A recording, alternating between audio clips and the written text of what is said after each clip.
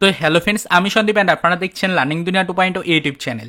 তো ফ্রেন্ডস, আবারও কিন্তু আপনারা যারা আপার প্রাইমারি বা উচ্চ প্রাথমিকের শিক্ষক নিয়োগ প্রক্রিয়ার সাথে যুক্ত চাকরি প্রার্থী রয়েছেন, তো মূলত তাদের জন্য এই এপ্রিল মাসের প্রথম দিকেই আরও একবার কিন্তু উঠে আসলো দুর্দান্ত করা একটা অফিসিয়াল আপডেট কেন বলছি বিষয়টাকে একটু ভালো করে বুঝে নেবেন।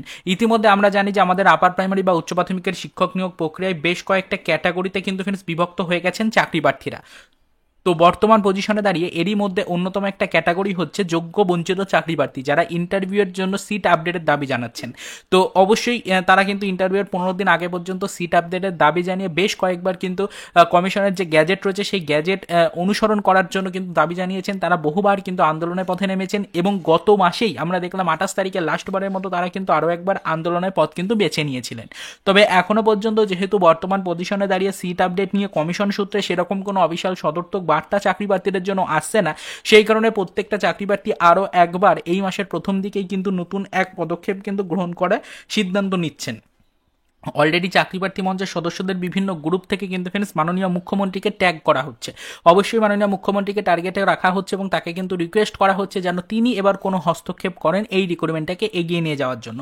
তার কারণ দীর্ঘ 10 থেকে প্রায় 11 বছরের কাছাকাছি রিক্রুটমেন্ট প্রসিডিওরটা চলছে। দীর্ঘ 10 বছর প্লাস কিন্তু হয়ে গেল রিক্রুটমেন্ট প্রসিডিওরে, তবে এখনও পর্যন্ত এই রিক্রুটমেন্ট প্রক্রিয়াতে কিন্তু সেরকম কোনো গতি আসলো না। যদিও বা কিছু গতির পথ দেখা গেল, তবে সেগুলো কিন্তু ফ্রেন্ডস আমাদের যোগ্য বঞ্চিত চাকরি প্রার্থীদেরকে সেরকম কোনো আশার আলো কিন্তু দেখালো না। সেই কারণে প্রত্যেকটা চাকরি প্রার্থী বর্তমান পজিশনে দাঁড়িয়ে কিছুটা হলেও কিন্তু বিঘ্নিত রয়েছেন এবং তারা কিন্তু বারবার এই বিষয়গুলো নিয়ে বেশ কয়েকবার কিন্তু আন্দোলনের পথেও নেমেছেন। তবে সেরকম কোনো সদর্থক বার্তা বা সেরকম কোনো পজিটিভ দিক কিন্তু তারা পাচ্ছেন না। সেই কারণে তারা এবার কিন্তু ফ্রেন্ডস মাসের প্রথম দিকেই কিন্তু তাদের গ্রুপগুলো থেকে বিভিন্ন তথ্য কিন্তু প্রকাশ্যে আনছেন। তারা কিন্তু ফ্রেন্ডস এবার হস্তক্ষেপ এর দাবি জানিয়েছেন মাননীয় মুখ্যমন্ত্রী। তিনি যেন এই হস্তক্ষেপ করেন এই রিক্রুটমেন্ট প্রক্রিয়াতে এবং অবশ্যই যোগ্য বঞ্চিত চাকরি প্রার্থীদের সিট আপডেট নিয়ে যেন তিনি কোনো পদক্ষেপ নেন, এই দাবি কিন্তু চাকরি প্রার্থীদের পক্ষ থেকে উঠে আসছে।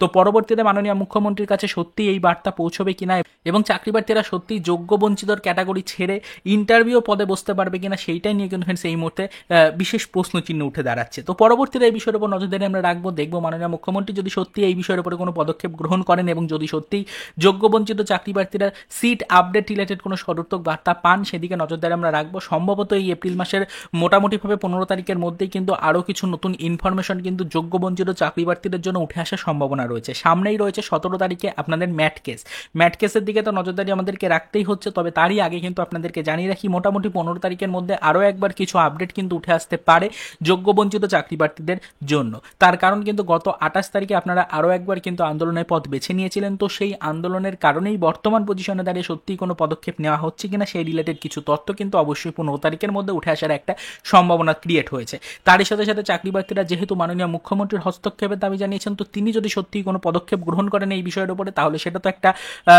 আদার্স ইনফরমেশন আপনাদের জন্য আসবেই। তবে তারই সাথে সাথে কিন্তু ফ্রেন্ডস আমরা এই বিষয়গুলো নিয়ে এসএসসি অর্থাৎ স্কুল সার্ভিস কমিশন কি পজিটিভ দিক দেখাচ্ছে বা স্কুল সার্ভিস কমিশনের কি বক্তব্য, সেই দিকে একটু নজরদারি রাখারও কিন্তু চেষ্টা করছি।